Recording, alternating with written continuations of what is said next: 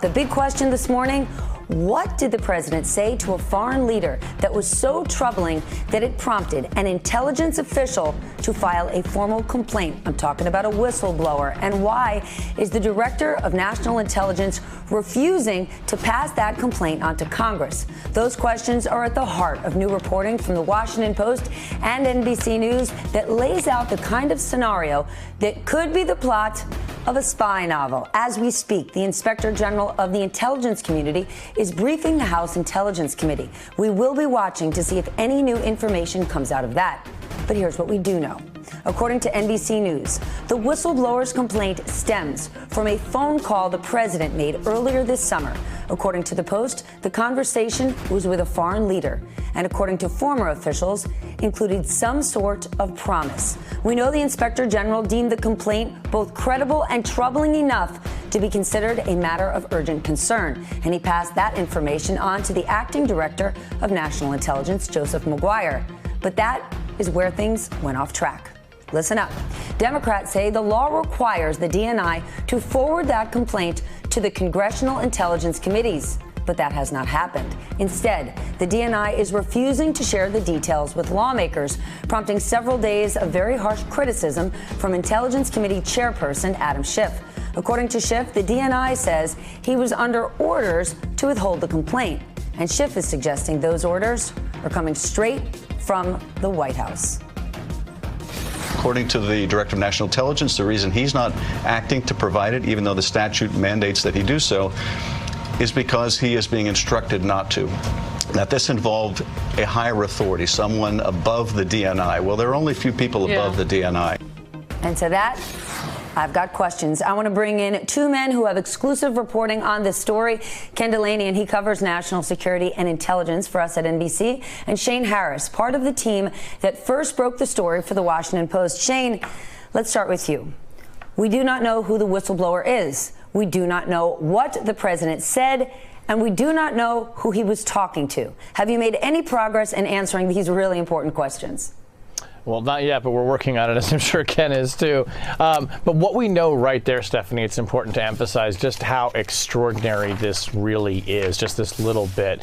I'm not aware of an intelligence community official ever filing a whistleblower complaint against the President of the United States, much less involving a conversation with a foreign leader, which is something presidents do routinely, of course, and have great latitude when they do it. It's our understanding, as we've reported previously, this individual worked for a period of time at the White House on the National Security Council. Intelligence officers who get those jobs generally know the ropes, and they certainly would be familiar now with this president and his particular ways that he behaves and his eccentricities. I think we can deduce from this that whatever this person heard or saw or became aware of, felt it was significant and may have fallen outside of the admittedly unusual behavior we've already seen from the president, which includes disclosing and classified information, making it public or on Twitter seemingly at a whim. Ken, I want to read part of a letter sent on Tuesday from the DNI's general counsel to Adam Schiff, explaining why they have not turned the complaint over. I want to share this. The complaint concerned conduct by someone outside the intelligence community and did not relate to any intelligence activity under the DNI's supervision. Because the complaint was determined not to be an urgent concern, the law did not require that the DNI forward the complaint to the intelligence committees. Now, you saw that clip. Adam Schiff suggested the president or someone very close to him ordered the DNI not to hand the complaint over. But does this letter suggest that the DNI made the decision? The letter would seem to suggest that, Stephanie, but that's exactly how the DNI would handle it if he was caught in the middle between a presidential order and what his congressional overseers are asking him to do. I think there's a real question here, and we need to be asking whether Joe Maguire, the acting DNI, a former Navy SEAL, well regarded in both parties, is actually the person behind this decision. I think there's some evidence and reason to believe he is not, including what Adam Schiff said, that he told Adam Schiff he's answering to a higher authority here. My understanding is that this complaint happened before Joe Maguire actually became the acting DNI. He really doesn't have a dog in this, but if the White House and the Justice Department is telling him, hey, this is privileged, you can't hand this over, he really has no choice but to make that argument, which he's making, and he's taking the fire for it. It may cost him his job in the end. This is a very serious matter. I just want to underscore what Shane said, and hats off to him and his colleagues who broke this story at the Washington Post. This is a huge, huge deal. I mean, we're all sort of used to the wacky things that Trump is accused of doing, and we think that, you know, there are many critics inside the government who are blowing the whistle on it.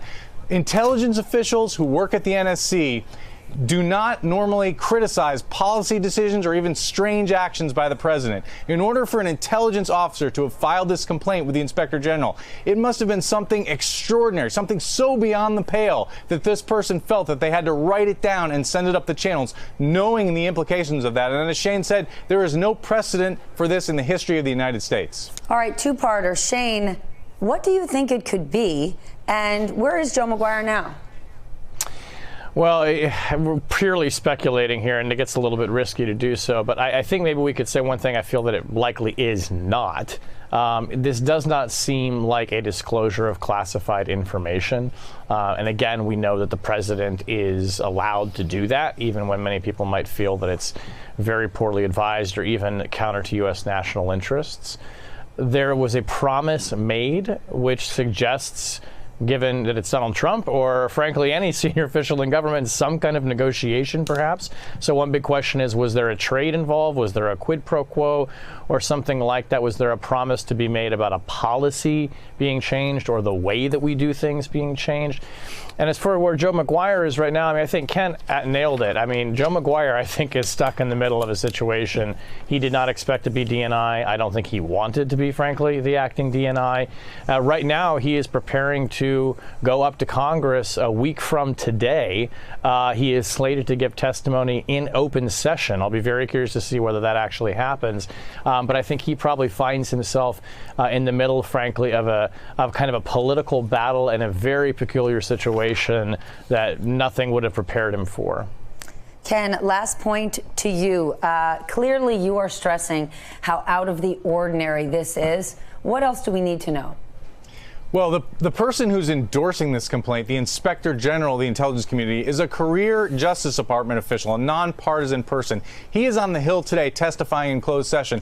But as I understand it, he's prohibited from briefing members of Congress on the substance of this complaint, even though they're the Intelligence Committee and they have clearances. So the real question is, will we ever get to know what this complaint says? And all I have to say about that is, thank God that we have a free and robust press in this country, and Shane and his colleagues, and I'm out there trying to find out the answer, because we are the safety valve. If people are trying to cover this up and this is important and there's misconduct, we want to know about it, and we're going to work to try to find out what it was, Stephanie.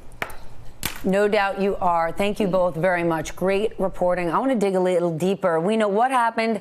Let's go deeper. Chris Lu served in the Obama administration as an assistant to the president and Deputy Labor Secretary. Clint Watts is a former FBI special agent and author of the book Messing with the Enemy. And my dear friend Elise Jordan worked in the White House and the State Department under President George W. Bush.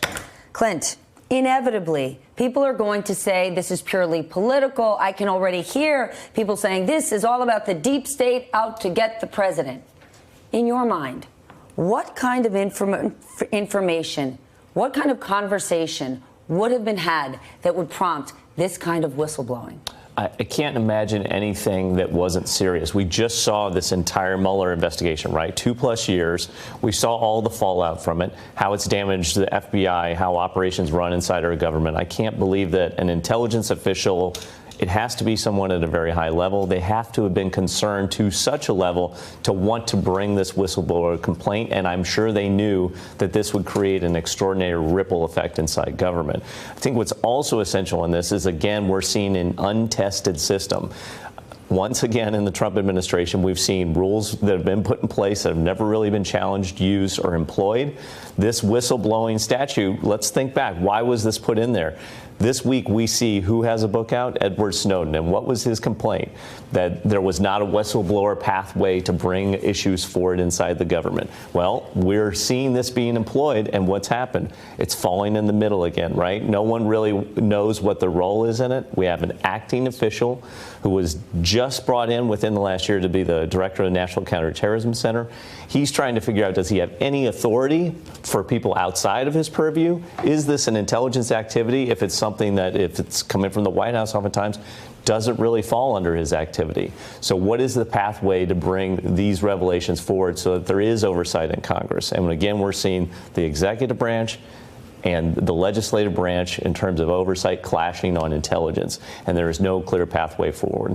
Elise, we don't know if this official raised a red flag over information that was shared or was it a promise, a quid pro quo? Is that distinction important, and why?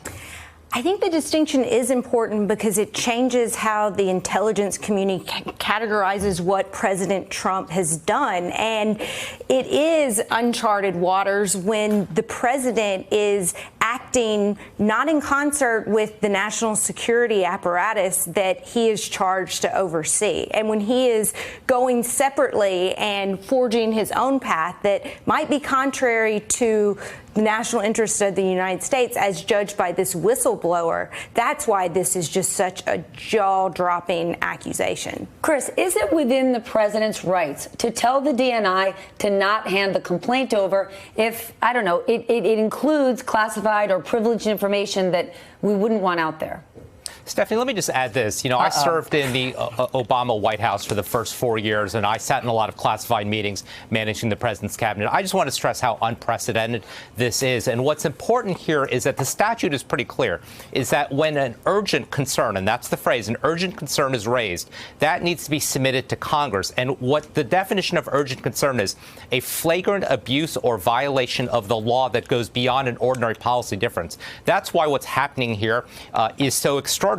Now, it's fair to say that there might be some issue involving privileged communications, but you need to look at that very skeptically, given the way that this administration has just stretched the bounds of privilege in all of its interactions with Congress. And on top of that, simply add that this is a president who doesn't seem to want to follow foreign policy conventions, norms, even statutes. He wants to cut his own deals. And so it's not out of the ordinary that he might actually try to do something on a call that other people express serious concerns about. Okay, a flagrant abuse. How high up would the intelligence official have to be to know this kind of information? We know that in the past, calls between President Trump and Vladimir Putin, we've got information on from the Russian side. How do you think we got this information?